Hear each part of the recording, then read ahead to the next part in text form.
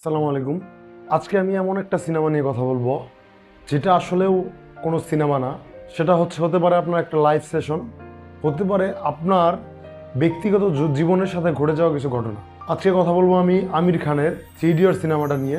Video শুরু করার আগে আপনাদের কাছে একটা রিকোয়েস্ট, যারা এখনো পর্যন্ত আমার চ্যানেলকে সাবস্ক্রাইব করেনি দয়া করে সাবস্ক্রাইব করবেন এবং আমার ভিডিওকে লাইক কমেন্ট শেয়ার করতে ভুলবেন না। কিছু কিছু মুভি থাকে এমন, যে মুভিগুলো আমাদেরকে জীবনে অনেক কিছু শিখিয়ে যায় এবং যে মুভিগুলো আমাদের জীবনের সাথে সরাসরি কানেক্টেড। ঠিক তেমনই একটি সিনেমা হচ্ছে 3 ইডিয়ট। স্টুডেন্ট লাইফে আমাদের সাথে ঘটে যাওয়া প্রায় বেশিরভাগ ঘটনাই এই সিনেমার মধ্যে দেখানো হয়েছে।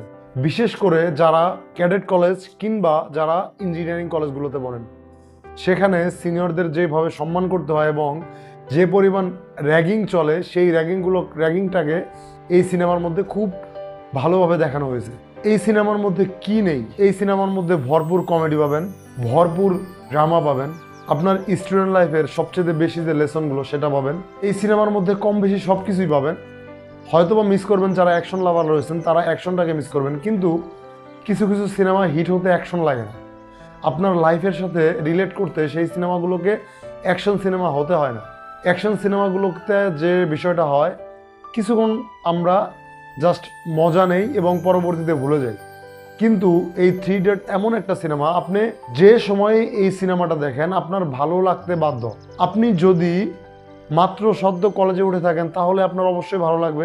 এই সিনেমাটা যদিও অনেক আগের সিনেমা, কিন্তু 2025 সালেও এই সিনেমাটা আমার মনে হয় না কারো খারাপ লাগবে। এবং এই সিনেমা যদি কেউ 2050 সালেও দেখে, আমার মনে হয় সেই সময়েও এই সিনেমাটা ভালো লাগবে। এই সিনেমার মেকিংটা এমন, এখানে স্টুডেন্ট লাইফে আমরা যে সকল কাজগুলো করে থাকি তার প্রায় প্রত্যেকটা জিনিসই এখানে দেখানো হয়েছে স্টুডেন্ট লাইফের প্রেম, স্টুডেন্ট লাইফে আমরা স্যারদের সাথে যে সকল কাজকর্ম করতে থাকি সেগুলো, আমরা দুষ্টামি করে বন্ধু বান্ধবের সাথে যে আড্ডাগুলো দিয়ে থাকি সেগুলো, এবং আপনি সেই সকল বন্ধুর প্রতিচ্ছবি এই সিনেমাতে দেখতে পাবেন যারা আপনার ফ্রেন্ড সার্কেলের মধ্যে ছিল দোষ্ট, যারা আপনার ফ্রেন্ড সার্কেলের মধ্যে একজন আরেকজনের সাথে খুব ভালো সম্পর্ক ছিল সেটা।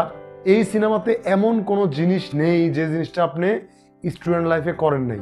এবং এই সিনেমার ভিলেন ভাইরাস চরিত্রটা, সেটা অবশ্যই আপনার বেশ ভালো লাগবে। এই সিনেমাতে যে 3 জন কেন্দ্রীয় ক্যারেক্টার, আমির খান, আরমা ধওয়ান এবং যোশী, তাদের 3 জন আমার মনে হয় এই সিনেমাতে তাদের ক্যারিয়ারের ওয়ান অফ দ্য বেস্ট অভিনয়টা করেছে। তারা তাদের পুরোটাকে নিংড়ে দিয়েছে এই সিনেমার মধ্যে। তার সাথে রাজকুমার হিরানির যে পরিচালনা, সেটা এক কথায় টপ নচ। রাজকুমার হিরানির প্রায় প্রত্যেকটা ছবি হিট হয় কারণ তার যে ক্লাসিক গল্প এবং এই গল্পের সাথে আমরা বাস্তব জীবনের সাথে মিলাতে পারি। যতই বলবো এই সিনেমা নিয়ে কম হয়ে যাবে, এটাকে আমি কোনো রেটিং দিব না, কেননা এই সিনেমাটা রেটিংয়ের ঊর্ধ্বে। আজকের মতো এই পর্যন্তই, সবাইকে ধন্যবাদ।